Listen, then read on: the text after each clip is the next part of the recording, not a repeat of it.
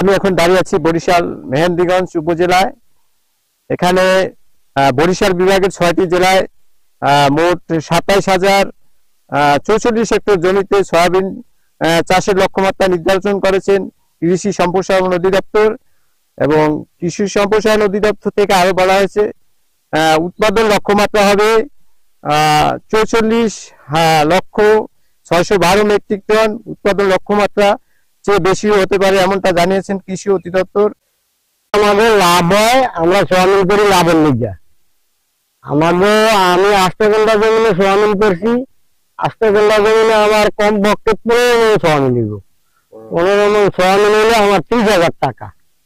30,000 টাকা নিম্ন আসবে।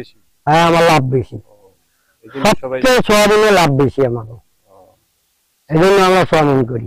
এটা করলে লাভ বেশি, এই লিগে আমরা যখন সোয়াবিন করি।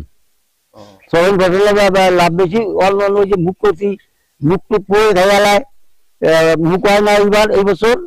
এবার কোষ্টা করছি, কোষ্টাও মোটামুটি হয়েছে কিছু। আচ্ছা, সোয়াবিন চাষ করতে আসি, গৃহস্থী করতে আসি, মানে ওই আমন ধান করি, ওই ইরি ধান করি, এই সমস্ত তিল করি, আখ করছি, এই তো গৃহস্থী। মোটামুটি লাভ ভালো, মোটামুটি আছে, আর কি খারাপ না। এই আর আমাদের এমন নয় সমান নিজে বৃষ্টিতে নৌকা গেছে বুড়িয়া সোয়াবিন দিয়া।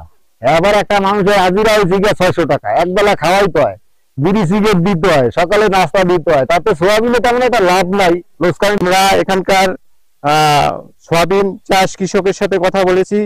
তারা জানিয়েছেন যে সোয়াবিনে ব্যাপক লাভজনক, এই জন্য তারা সোয়াবিন চাষে বেশ ব্যাপক আগ্রহ প্রকাশ করেছেন এবং অন্যান্য চাষের পাশাপাশি তারা সোয়াবিন চাষটাকে বেশি গুরুত্ব দিচ্ছেন। এই ছিল আমার কাছে মেহেন্দিগঞ্জ থেকে সর্বশেষ সোয়াবিন নিয়ে বিস্তারিত তথ্য।